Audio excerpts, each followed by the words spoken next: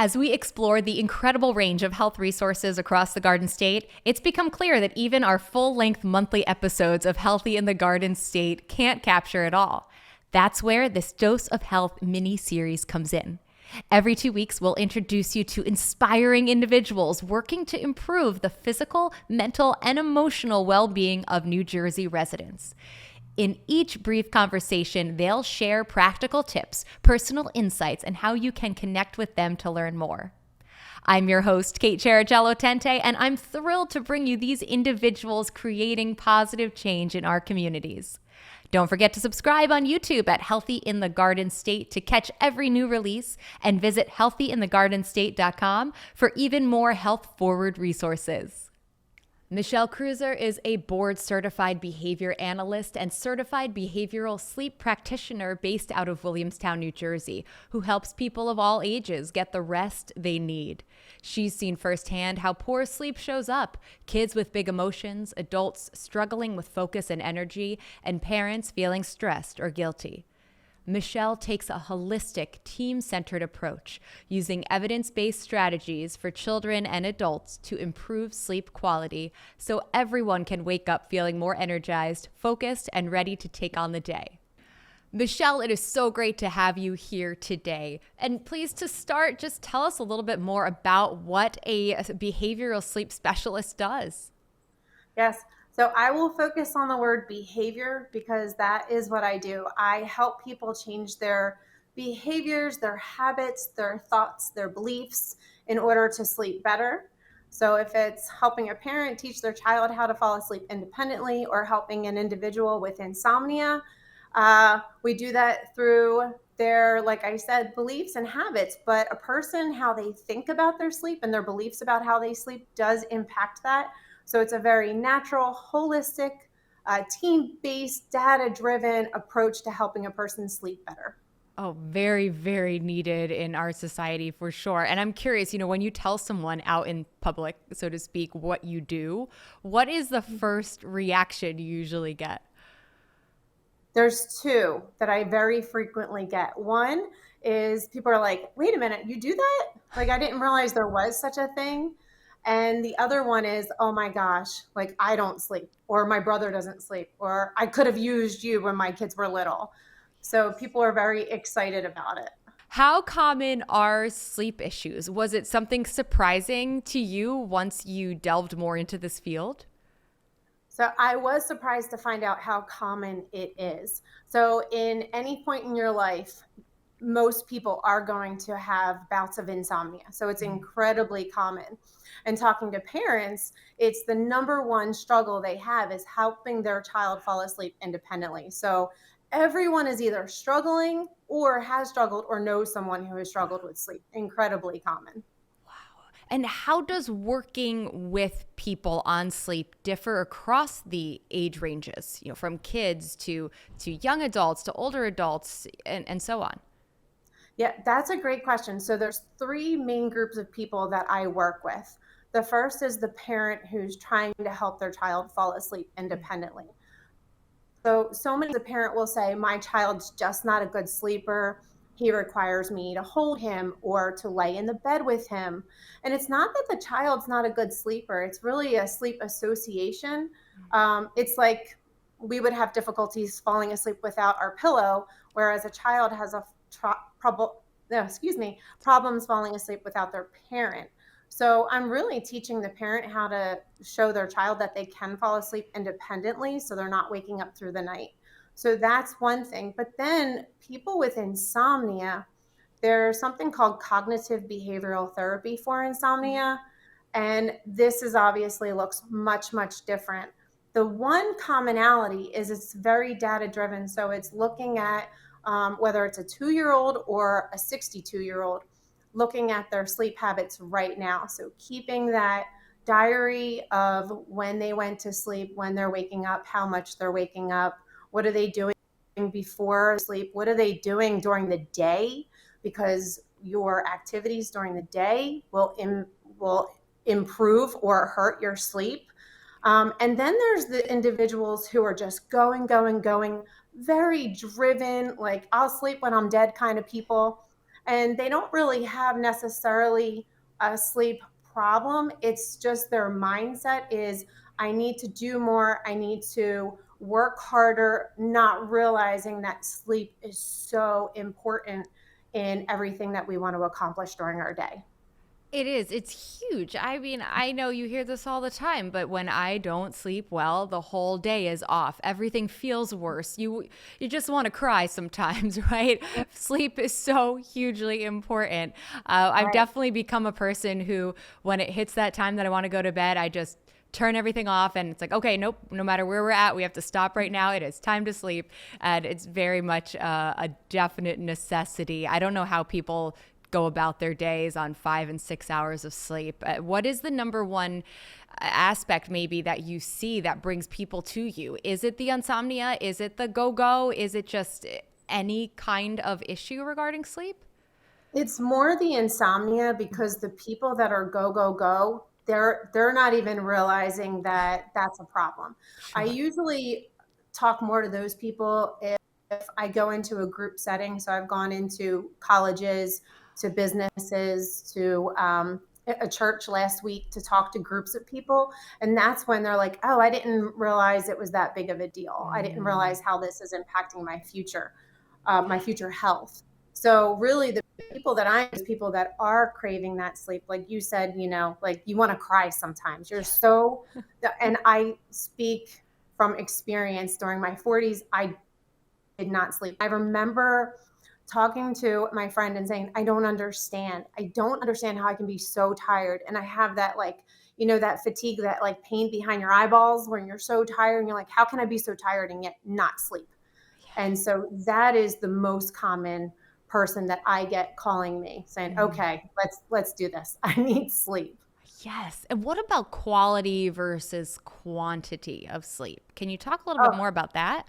yes. And that's a great question, because so often, especially with individuals that are struggling and that have true insomnia, they're going to bed earlier because they're like, I have to catch up. I'm going to go to bed earlier.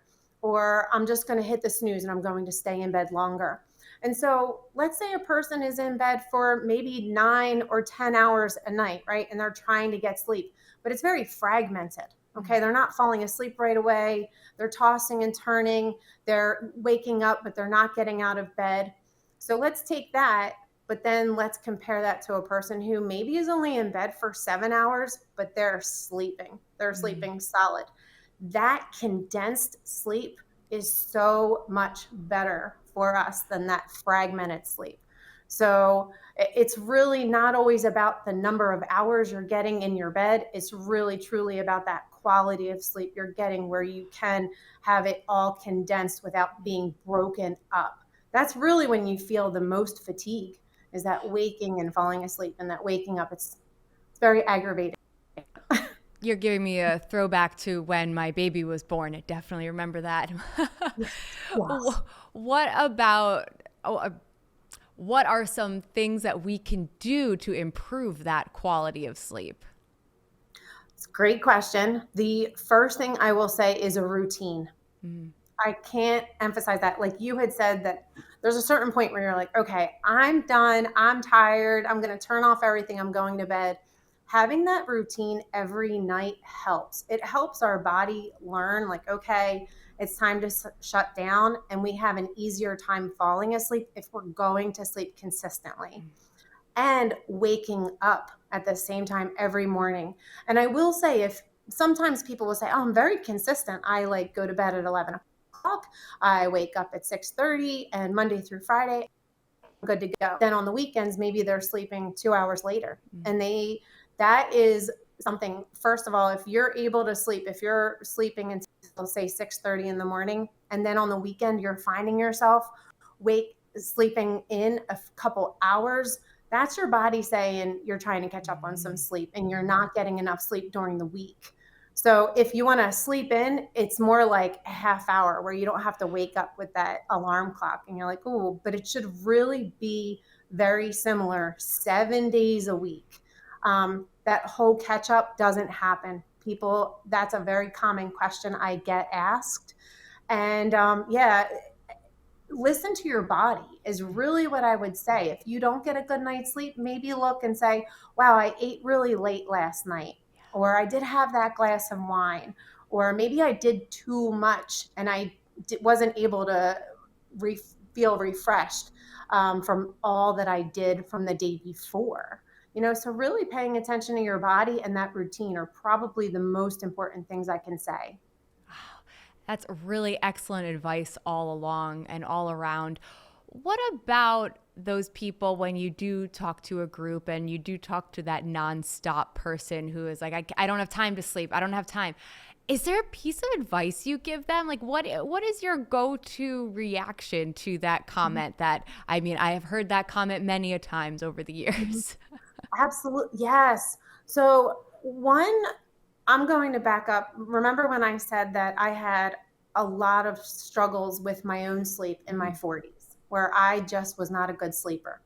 I was only worried about that day or those, weeks and just feeling that fatigue and knowing how awful I felt.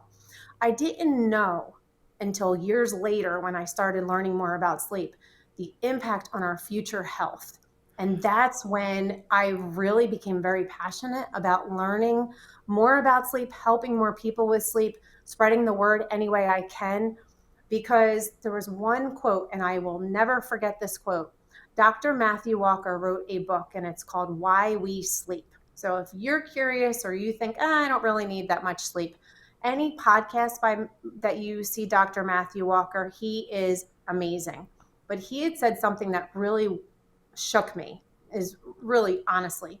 He said, if you have any doubt as to the importance of routine, quality sleep, take a look at shift workers. So I perked up right away because my husband and my dad are both shift workers. And he said, look at them because they are at a higher risk for heart disease, for cancer, and for Alzheimer's. And I remember thinking, oh my goodness, I had no idea. So I would really tell those individuals that are like, oh, I'm going to worry about sleep later, or I don't care about that now, or I got to be in the grind, I'm starting a new business, or this is just the way life is, and I'll sleep whatever, I'll sleep when I'm dead. um, for those people, I would say it's really going to have a huge impact on your future health, and looking at, decreasing the risk of all of those scary things. Wow. Those are some really incredible pieces of information to give people. I mean, that packs a punch for sure. And Mm. how does it work when you are introduced to a new client? Do you talk on the phone? Do you see them in person? Do you run tests? Like, how does that kind of work? What's the play by play? hmm So the first thing I do is with the intake, asking a lot of questions so I can look, are there other indicators that it might be a medical concern? I'm not a doctor. I'm looking at a person's behavior. So the first thing I want to do is really rule out to make sure there are no indications that maybe it's sleep apnea, maybe it's restless leg syndrome, maybe it's something that really is more suited for a doctor. And then it's all based on data. I tell a person, don't change anything for the next, depending if it's a parent, I say for the next week. If it's an adult and we're working on somebody who's really trying to improve their sleep, it's 2 weeks. I say, please don't do anything different. We're taking this baseline data. I really want to get a very good picture of what is going on with your sleep currently. So then we know what areas we need to work on in order to help improve that sleep. So that's really the first thing, is always data, no matter what the age of the child or adult. Great. And Michelle, this has all been such great information here. And how do people get in touch with you to reach out and ask more about what you do or working with you? So one way is the easiest way is www.michellekreuzer.com, which I think you'll have the description because my last name is spelled kind of crazy. Uh, so that's one way to get in touch with me. I do have another website, which is Behavior Buds, where that's really geared towards children and families. But if you look michellekreuzer.com, it leads you right back to if you're looking for something for your child. Excellent, Michelle. I hope that everybody listens really is inspired to take stock of their sleep and to look at it in, I like how you said that holistic view. And I loved your information about you're writing it down, seeing what your habits are. Do you have a routine? And seeing if you could see where those obstacles are to better sleep and what we can do to improve. And of course, to reach out to you for more. Michelle, thank you for your time today. Thank you. Thank you so much for having me on today.